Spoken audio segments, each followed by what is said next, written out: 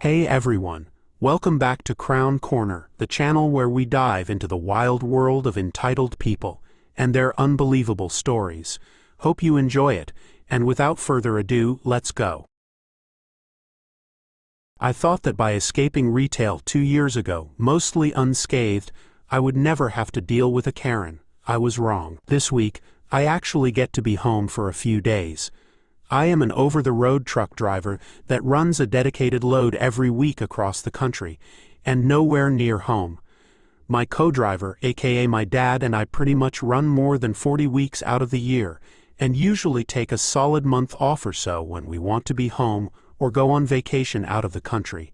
Any other time, it is just a day or two here and there when we can just happen to get to town.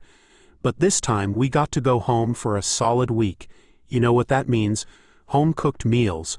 I love to cook, and to do so, I needed fresh groceries. Silly me decided to run to Walmart alone instead of the neighborhood grocery store down by my house, and boy do I regret that now. I actually enjoy Walmart, much to everyone's shock. I am a former employee, an ex-cashier, who, according to my former coworkers, has an unshakable customer service persona that couldn't be wavered by 2 years of retail abuse. I actually rather liked the job, being the people pleaser that I am, and I had quite a number of regulars and employees that I still like to chat with when I'm out shopping.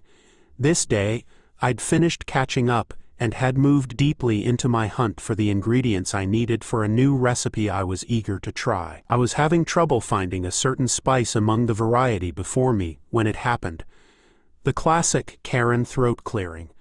Full disclosure, I have no idea how long the woman I looked up to find glaring at me had been trying to get my attention.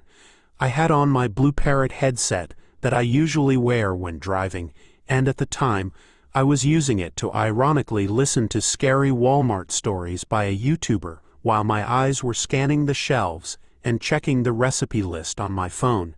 Needless to say, I hadn't been looking for human interaction at that moment. But like usual, my knee-jerk customer service persona, which is just me giving a polite smile and friendly eyes, kicked in, and I shifted my cart away from the shelves while also muting my phone. I'm sorry if I'm Karen. You shouldn't ignore a customer like that.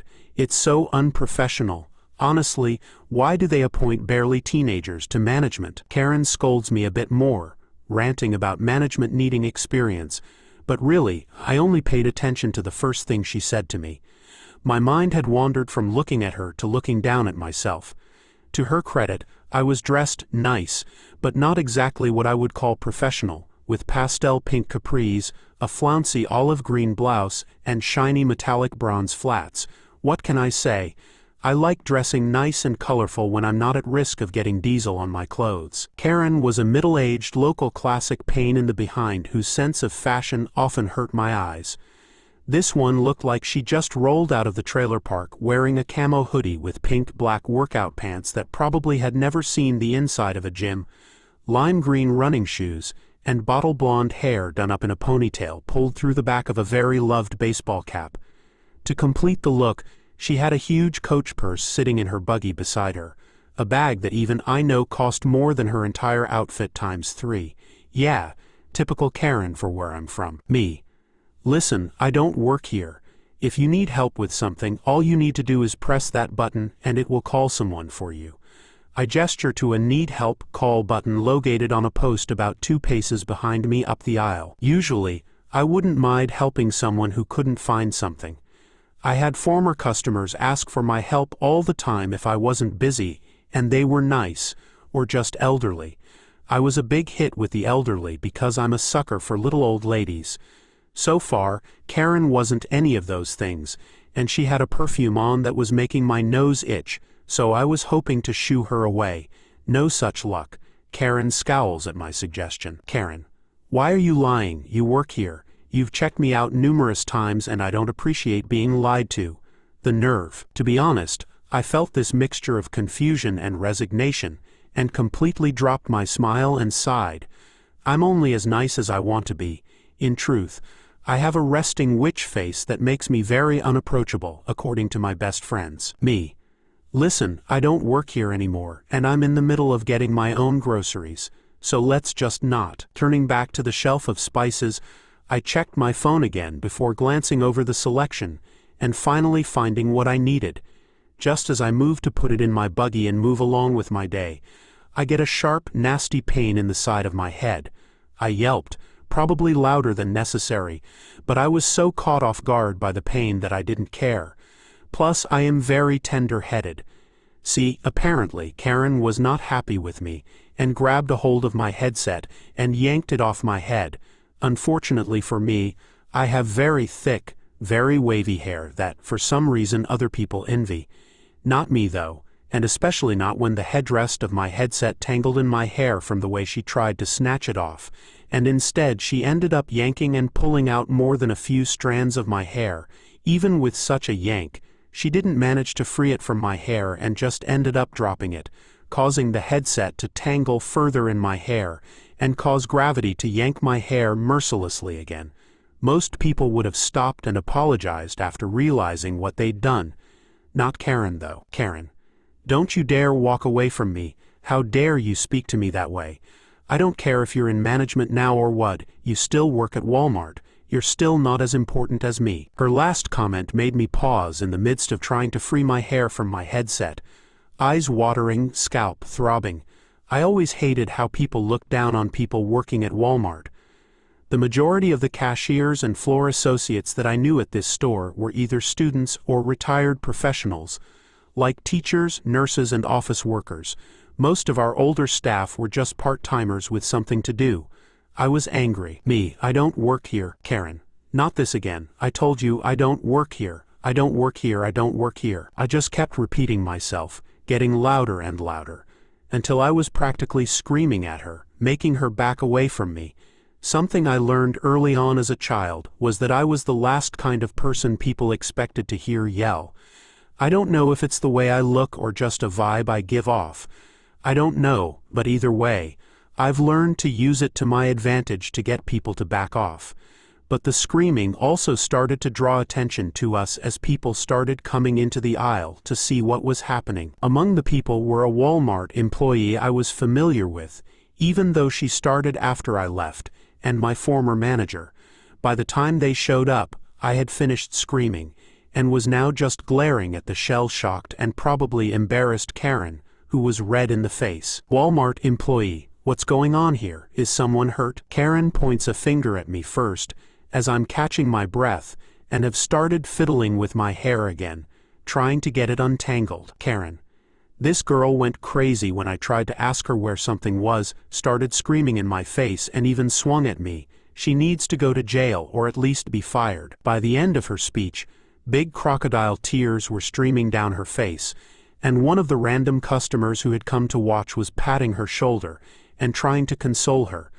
The Walmart employee and former manager turned to me just as I finally get my headset free with a good clump of hair still wrapped around the headrest, and look up, meeting their gazes. Former manager, "Op, are you all right? What happened? Why were you screaming?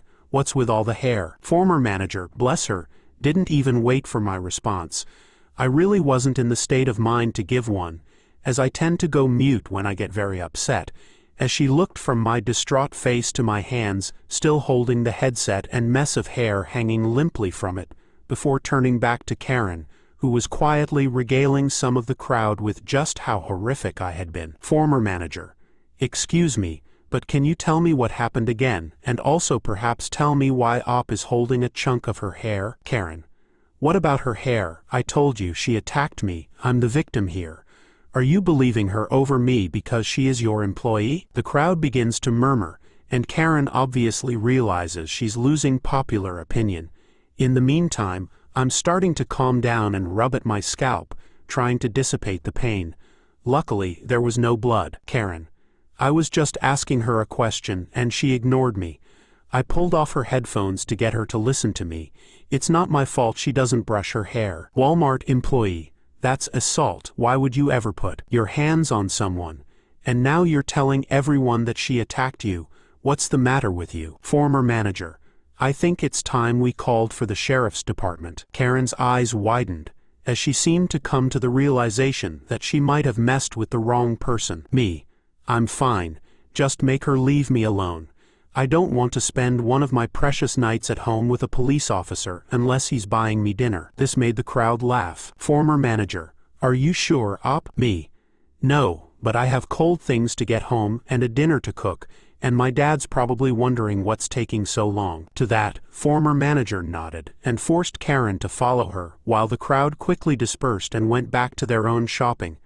Walmart employees stayed with me and chatted while I got the last few things I needed and went to checkout. Former manager came up to me after I finished paying and told me she'd had the woman banned from this store. To be honest, that really stinks for her because this is the only Walmart in this county, and the closest Walmart I know of is over a 40-minute drive from where I live. Apparently, I wasn't the first person she harassed here. A few weeks later, I decided to run another errand while I was home for the week. This time it was to Lowe's to pick up some mulch for Dad's awesome Dad and Boss, newly built raised flower beds, and a few odds and ends like metal piping, spray paint, and screws for a home project I decided to start. Dad is a few aisles over from me, picking up the spray paint while I was looking at screws and chatting with Lowe's employee for a few minutes about my cat. I own a Sphinx cat, a hairless cat named Pan, who will go with me anywhere if I let him. Since Lowe's is pet-friendly, he usually tags along with me on every trip and sits in the child seat without complaint the whole time. All of the staff here adore him and are constantly stopping me for a visit and a chat, with Lowe's employee being the most frequent visitor because her section is right next to the main entrance. After Lowe's employee leaves to check her section, but not before promising to bring back some cat treats for Pan, I turn my attention back to the screws. I kid you not, mere seconds after Lowe's employee leaves, I hear someone growl out, "You!" I turn around wide-eyed to find Karen standing there behind her cart, glaring at me. Let me note before this exchange that I am wearing jean shorts, a red blouse with a bandana print, flip-flops, and my hair pulled up with a scrunchie. I was the definition of non-professional attire, and I certainly don't look like a Lowe's associate. Karen. So, this is where you work. Me. Sorry, Karen. Oh, you will be sorry. Where is your manager? I demand you get him for me now. I want you fired after what you did to me the other day. I'll admit I wasn't on my best game at this moment. It had been a long day. Dad and I had spent most of it out in the yard checking on the progress of the lawn. We had laid grass seed before we went back to work at the end of May, and also shoving soil into the raised flower beds. I was sun-tired, and this woman had enough malice to knock the wind out of your sails. Me. I don't work here either, lady. Karen. Liar, I saw you talking with your coworker. No one talks that much with staff unless you're an employee. Now get me your manager, now. Her comment really irritated me. By her logic, I should also work at the bank, the water company, the electric company, the Dollar General, Witt's Barbecue, the Pilot, and pretty much everywhere else that I run errands in town, especially the places I take Pan. He's such a well-behaved baby that it's easy for people to approach me and strike up a conversation. Plus, I really do enjoy talking with people. But this woman acted like anyone working or making a living was beneath her. It disgusted me. Me. Can't you hear it? I don't work here, and Lowe's employee and I were just talking about my baby here. Karen, baby, confused. Karen peeks around me at Pan sitting there doing his best yoga pose with his back leg thrown high in the air while he cleaned his leg. Karen shrieks, making me step back into the shelves because wow, I was not expecting that. Meanwhile, Pan doesn't even acknowledge her. He's too busy cleaning and used to loud noises from living on a truck. Karen. What is that hideous creature? Me. Whoa, hang on, wait a minute. Karen. How dare you bring that disgusting thing into a store? It's a naked rat. Me, it's my cat. I actually think the woman was getting ready to throw something at me, and or Pan, if Lowe's employee didn't appear coming up the aisle, followed by Dad. Lowe's employee, ma'am, would you please calm down? What's going on? Karen. This girl brought a disgusting creature into this store. Get me a manager. I want her fired and banned. Lowe's employee, disgusting. Dad, fired? Lowe's employee. Ma'am, this is a pet-friendly store, and Pan is a welcome guest. He may be unusual looking, but he is a very good fur baby. Karen, that thing is an abomination. What if children saw it? It's licking its junk. Well, that was true. Pan had moved farther south with his cleaning, and was still completely oblivious to the crazy lady.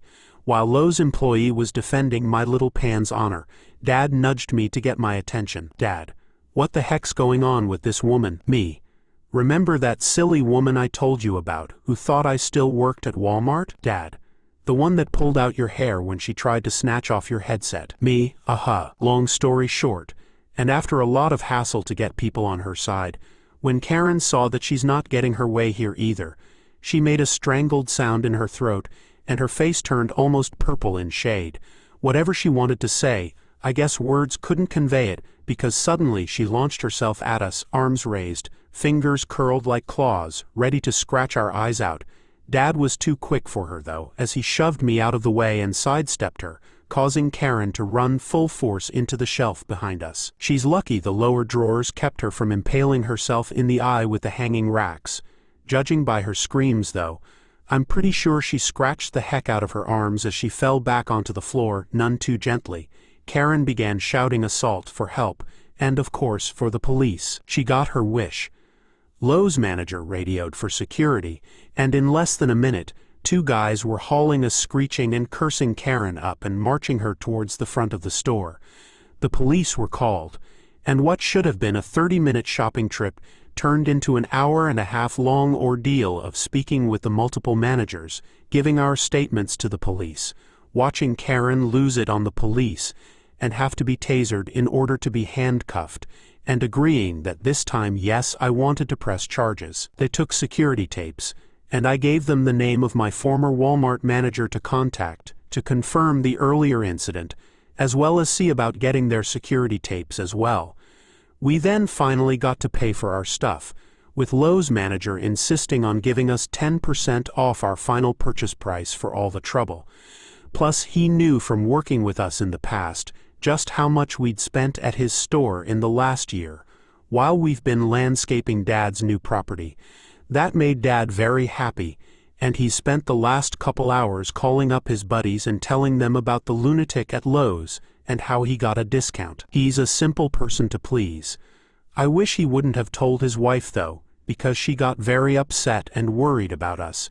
It's her normal state, and demanded that we leave the rest of the yard work and my project until tomorrow, and just relax for the rest of the night. We obliged her, and I'm taking part of my resting time to write this update.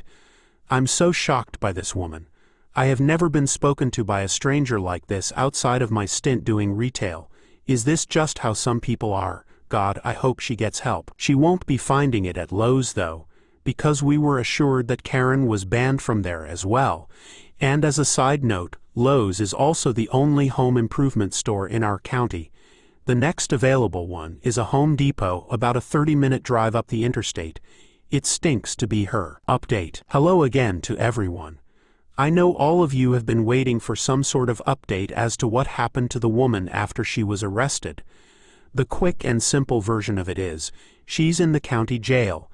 I was contacted a few weeks ago and informed that she pleaded guilty to all charges as part of a plea deal. You see, at the time of her arrest, and yes, on top of her charges for harassing and assaulting me, she was also charged with resisting arrest and assault of an officer because apparently she spit in his face.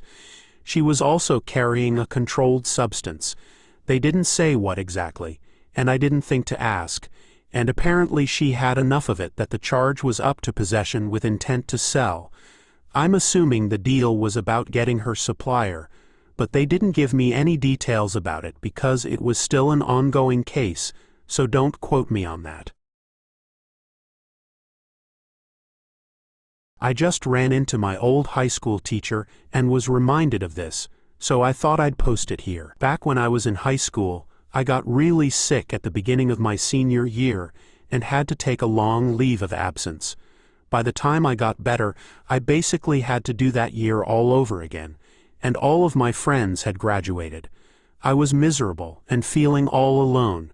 Worst of all, I was the stereotypical smart kid who also happened to be older than the others, so I got picked on a lot. We were taking a test when there was an emergency, and the teacher had to step outside for a few minutes.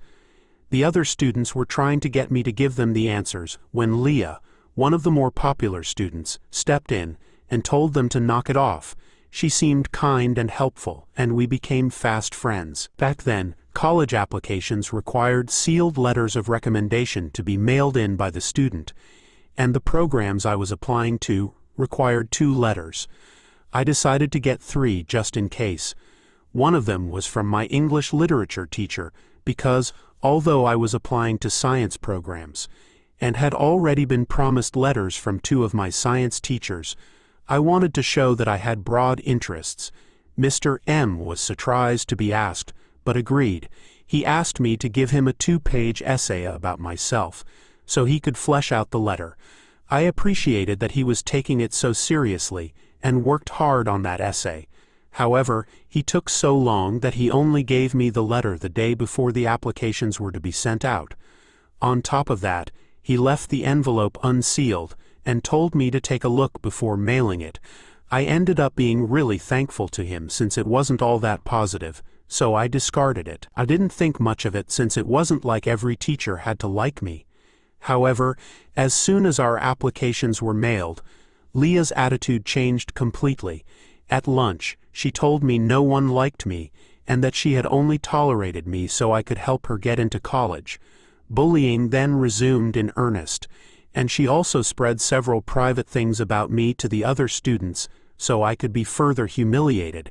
It took me a while, but I realized she shouldn't have known about a few of those things since I never told her. Then I realized it was information that was in the essay I'd written for Mr. M. That's when I found out from one of my friends in college that Leah was Mr. M's niece. It became clear to me that the letter of recommendation was intended to be sabotage. If I had not gotten 3 letters, I would have been in trouble. My applications would have been deemed incomplete, and I would have had to apply the next year. I was furious, but there was nothing I could do.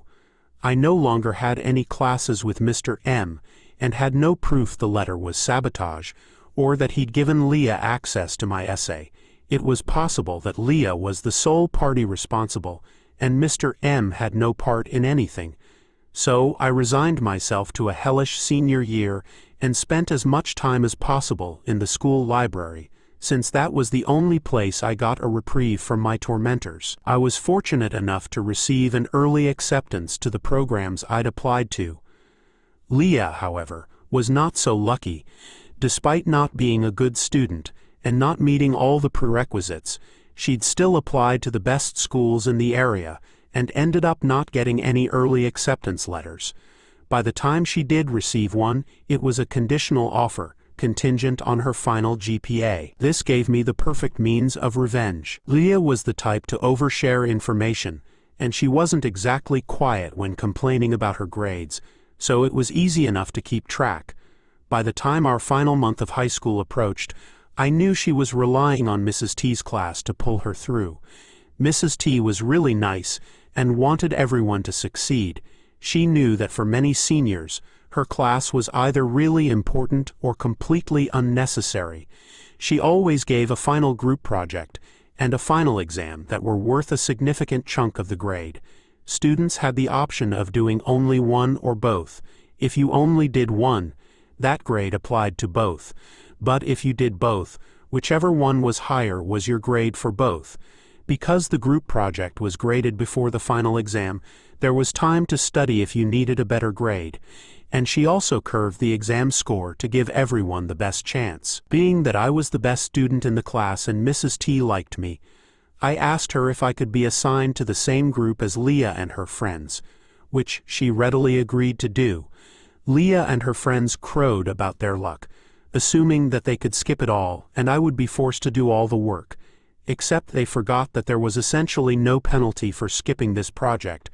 They were horrified when I told them, the day before the project was due, that I didn't do it, and Leah in particular was now in trouble since in order to attain the necessary GPA, she had to do well on the final exam.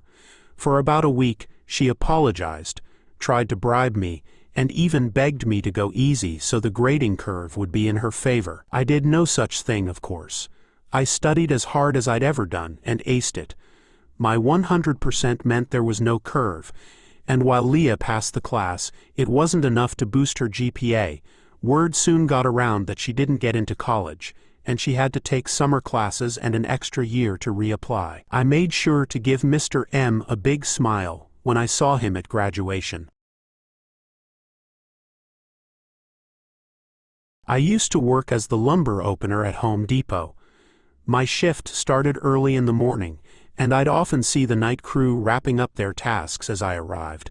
Most of the crew were busy preparing products and organizing shelves, except for one guy. He was always sweeping between the aisles or mopping the floors. It seemed odd because we contracted with a janitorial service for that kind of work. Curiosity got the better of me, and one day, I decided to ask him about it. Me: "Hey, I've noticed you're always sweeping or mopping. Isn't that the janitor's job?" He looked up from his sweeping and smiled. Guy: "Yeah, it is, but my situation's a bit different." I asked him to elaborate, and this is the story he shared with me. He had been hired as part of the overnight shift. One evening, while working, he had an accident. The injury wasn't serious, but it wasn't minor either. Due to the large turnover of employees, the supervisor asked if he could stay until the end of the shift because there were so many tasks that needed to be completed. He agreed and finished his shift despite the injury. A few days later, he was at a family reunion. He shared the story with his relatives, including his uncle, who happened to be a lawyer. Although his uncle didn't specialize in work injuries, he knew enough to realize that the supervisor's request was illegal. The supervisor should have sent him home immediately after the injury. The uncle explained the reasons for such laws and offered to represent him for free. Initially hesitant, the guy eventually agreed. The result was a settlement. When I asked about the amount, he couldn't provide specifics due to signing a non-disclosure agreement, but he did confirm it was more than most would assume. I repeated my original question with more emphasis. Me: "So why are you still working at Home Depot?" He smiled again. Guy: "As long as I show up and complete my tasks, Home Depot can't fire me." My uncle said to contact him immediately if they tried to terminate me, as it would likely be seen as retribution for the settlement. They've been slowly reducing my hours and giving me menial tasks, hoping I'll quit, but I don't need the job anymore. The settlement gave me enough money to attend college. I'm just sticking around until college starts because it drives management crazy. I laughed out loud. This guy was a legend. Guy: "Yeah, it's pretty funny. I just do my thing and watch them get frustrated. They know they can't do anything about it." Over the next few months, I saw him continue his routine. He'd sweep, mop, and do other simple tasks, always with a smile on his face. The managers would walk by, visibly irritated but unable to do anything. It was a small victory for the little guy, and it was great to see someone stand up against a big company and win. One morning, just before his last shift, we had another chat. Me: "So, are you ready for college?" Guy: "Absolutely. I've been waiting for this. It's going to be a new start." Me: "Good luck, man, you deserve it." Guy: "Thanks, and remember, don't let these big companies push you around. Stand your ground." We shook hands, and he went back to his sweeping, leaving me with a newfound respect for him. His story was a reminder that sometimes the underdog can come out on top. As he walked away for the last time, I couldn't help but smile. This guy had taken a bad situation and turned it into something positive. He wasn't just sweeping floors, he was sweeping away the frustrations of dealing with an unfair system. His story was a testament to perseverance and standing up for oneself, and it left a lasting impression on me. That was the last I saw of him, but his legend lived on.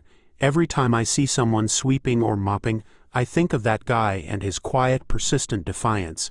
He showed us all that sometimes you just need to stand your ground and keep pushing forward, no matter what. This happened a couple of years ago when my wife and I were moving out of our previous apartment. Moving day arrived, and our landlord showed up. We walked through the whole apartment with him to hand it over.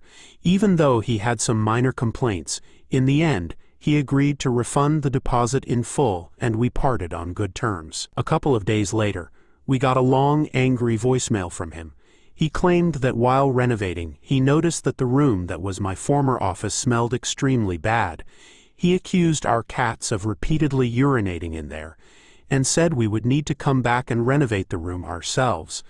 Otherwise, he threatened to get a health inspector, contractors, and all sorts of people on our dime to fix it. He talked about tearing down the wallpaper, replacing the wood flooring, painting the walls, and so on. My wife and I were dumbfounded. We do have cats, so we didn't dismiss it outright, but we realized it was basically impossible. I used the room every day, and we had the apartment professionally cleaned before handing it back. There was no way that what he described was there when we left. Maybe a raccoon got in during the days the apartment was empty or something, but it wasn't our fault either way. So, we called him to let him know we wouldn't cover it. He got really nasty, making all kinds of claims about the state of the apartment and accusing us of twisting everything. He insisted we would pay for this. After 10 minutes of back and forth, I just hung up on him. Expecting a massive bill to arrive at any point made us anxious and really started to mess with our heads during this time. And of course, we didn't get our deposit back either. Seeing my wife worried all the time made me really angry. I decided to dive a little deeper into our options. I discovered that where we live, if a landlord does not formally claim a reason for holding back a deposit within 6 months of the end of the lease, they are by law required to refund it. So I figured that revenge is a dish best served cold, and we just needed to wait it out for another 3 months or so. After that, it would be our turn. I calculated the exact date when the 6 months had passed. 1 day later, I messaged him to please refund the deposit within 2 weeks. He replied, "Yeah, sure buddy." So we waited. No money came. Then we sent a formal letter setting a second deadline. Again, nothing happened. I was actually hoping for that at this point. So we hired an attorney to collect the money on our behalf. The landlord started claiming all kinds of ridiculous damages, saying they justified keeping the deposit. The attorney simply dismissed these claims as the time for them had passed. Then, for some reason, he paid only 80% of the amount due. So the attorney had to get at it again to get the full amount. Apparently, he didn't realize that all this was incurring hourly costs for the attorney, which he also had to pay, as he was legally liable to refund us. In the end, he paid the full deposit, interest, and a massive bill for our lawyer that was far higher than the deposit itself. Needless to say, we were very happy with the outcome. Once everything was settled, my wife and I sat in our new home's garden, had a glass of wine, and burned the old rental agreement while planning how to spend the deposit. Here's how some of our conversations went during this ordeal. Me: "Honey, we got another voicemail from the landlord." Wife: "What now?" Me: "He's claiming the office smells horrible and our cats urinated everywhere. He wants us to come back and fix it, or he'll charge us for a bunch of renovations." Wife: "That's ridiculous. We had the place professionally cleaned. There was no smell when we left." Me: "I know. I told him we're not covering it. He got really nasty, so I hung up on him." Wife: "What are we going to do?" Me: "I've been looking into our options. If he doesn't formally claim a reason for holding back the deposit within 6 months, he has to refund it by law. We just need to wait it out a bit longer." Wife: "I hope this works. I'm so tired of dealing with him." After the 6 months had passed. Me: "It's been 6 months. I messaged him to refund the deposit within 2 weeks. He just replied, 'Yeah, sure buddy.'" Wife: "I bet he's not going to pay. What do we do if he doesn't?" Me: "Then we'll send a formal letter and hire an attorney if we need to. He'll have to pay, and he'll be liable for our legal costs too." Wife: "I just want this to be over." Finally, after hiring the attorney. Me: "He only paid 80% of the amount due. The attorney is going after the rest." Wife: "How can he be so stubborn? Doesn't he realize he'll have to pay more in the end?" Me: "Apparently not, but it's his problem now. We'll get our money." When it was all over. Me: "He paid the full deposit, interest, and a huge bill for our lawyer. We finally got everything." Wife: "That's such a relief. I'm so glad it's over. Let's celebrate and burn this old rental agreement." Me: "Sounds like a plan. Here's to finally being free of that nightmare." And so, with a glass of wine in hand, we burned the old rental agreement and enjoyed our peaceful new home. The whole ordeal was stressful, but in the end, justice prevailed. Thank you for joining us. If you enjoyed the video, don't forget to hit the like button and subscribe for more captivating stories. Share your own experiences and opinions in the comments below, and let's keep the conversation going. Until next time, stay tuned for more epic tales.